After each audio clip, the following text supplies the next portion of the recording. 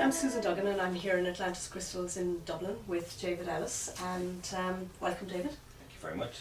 David, I believe you're going to do some more work with us today? Yes, we're going to do some cleansing of our crystals today.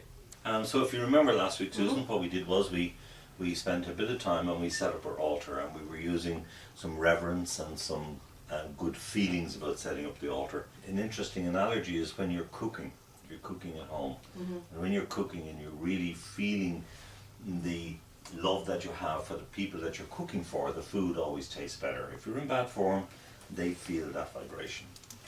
Okay, so as I said last week, we have our towels, our water, our deity representation, our candle representation, incense representation, and our flowers, of course, representing Mother Earth. And what we're going to do this week is we're going to cleanse clear quartz points and amethyst points, and specifically we're doing this because we want to set up a grid of protection, and we'll talk about that at another time. But I'm using these today. That doesn't mean that this is all you can cleanse and program. You can cleanse and program any crystal, anything at all. This beautiful piece of jewellery that you have on you, amethyst and either clear quartz or these are going to gather dirt, and I don't mean dirt from you, I mean energetic dirt, and that needs to be cleaned. So it's not only cleaning the jewellery to make it look pretty, you also need to clean it so that you're cleansing it and getting rid of the energy it's going to build up. Okay, and it's safe to put this into the water?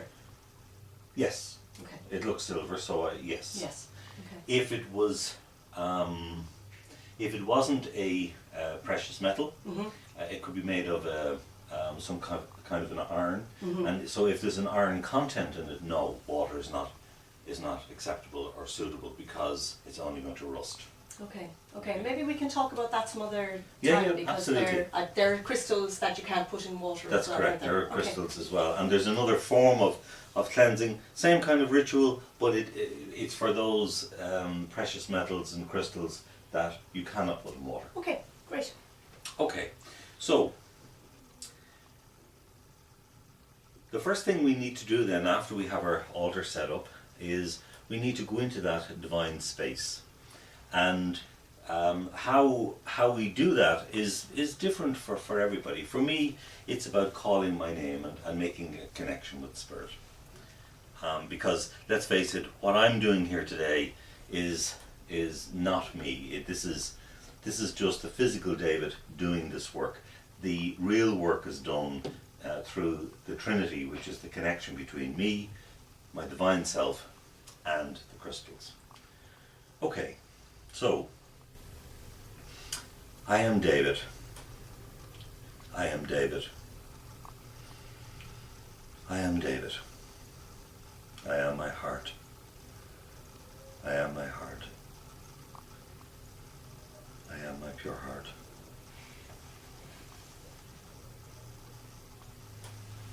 And so now I want to invite these wonderful deity to come and help us do the work today.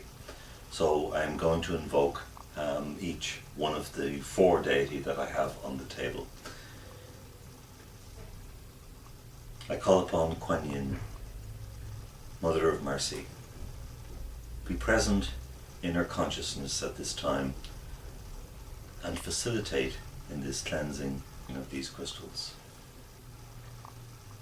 I call upon Buddha, Prince of Compassion.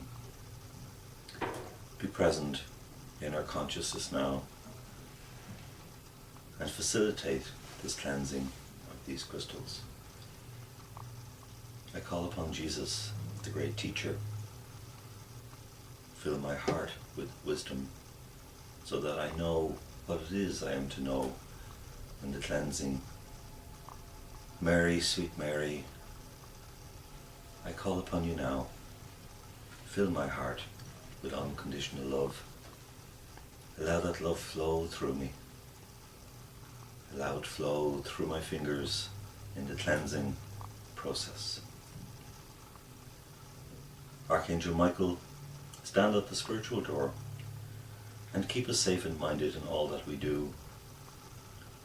Surround this altar and surround the space with your blue cloak of protection,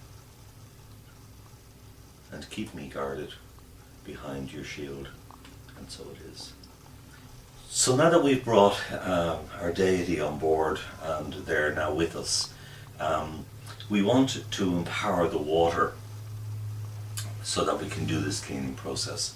So if you're Reiki initiated, you can Reiki the water. If you're not, it doesn't matter, because the whole idea is about the intention. So in this case, as you saw last time, we used pure spring water because we wanted to do the best we can. And in this case, I am not going to initiate the water with Reiki, but I'm just going to initiate it with love. So just place your fingers into the water and feel the water in your fingertips, and feel the connection between the water and self, and realize that the water and self are all one, because we are all connected. And allow love grow in your heart and flow down along your arms down into the water, filling the water with magnificent unconditional love. And so it is. Okay, so now our water is all ready to go. We're going to cleanse these clear quartz points, okay? Mm-hmm. And you simply place the point or crystal into the water, and remember, it's not every crystal you can place into water, so be careful of what it is that you're going to put into the water. Clear quartz and amethyst are fine. And as you're feeling the crystal, you may feel some stickiness or sliminess within the crystal or on the crystal. And this is the build-up of dark energy or negative energy. So connect with the crystal and feel its energy. And then say the following: I cleanse and clear and release this crystal from all negative power, all negative energy, and all negativity.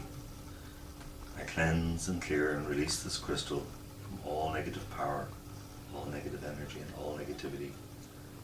I cleanse and clear and release this crystal from all negative power, all negative energy, and all negativity. Cleansing, clearing, and releasing. Cleansing, clearing, and releasing. Cleansing, clearing, and releasing. So after you have cleansed your crystal, then take your nice clean white cloth and again dry off the crystal, whatever it is that you're working with. I cleanse and clear and release this crystal now from all negative power, all negative energy, and all negativity. Saint Germain, sweet Saint Germain, keeper of the violet flame, take all of this dark matter that is ascending from this crystal now and return this matter back to the light from whence it came. Now, so that little baby is now cleansed, okay? And we're just going to cleanse the one of them. The invoking Saint Germain. So when we release dark energy, it needs to go somewhere. So Saint Germain is the keeper of the violet flame. The violet flame is what absorbs all of the dark energy and takes it back into light, because one must always remember everything came from the light, mm-hmm. and everything must return to the light. So good and bad, dark and light are all part of the one. It's all the yin and yang of sameness and oneness. And if you can imagine the yin and yang symbol, which mm-hmm. is almost like an S, and half of it's dark and half of it's light, this is the symbolicness of that play on the planet that we go through all of the time. Okay. We can't live all the way out there in the light, and we can't live all the way down here in the dark. We have to be in the middle. We need to be bridging the gap. And Saint Germain takes that dark energy and sends it back to the light, and then it travels down again, because we live here on the earth and this is a constant flow of movement and energy. Okay, well that was really interesting, David, to show us how to cleanse the crystals. And next time you're going to do some work with us about programming. Yes. Okay. It all takes, it takes time. Okay. It takes time. Okay, that's great. Well, thank you very much, everybody, and thank you to you, David. Thank you very much indeed. And thank you for watching. It's been a pleasure to work with you today, and may the light of the universe surround you and protect you always. God bless now.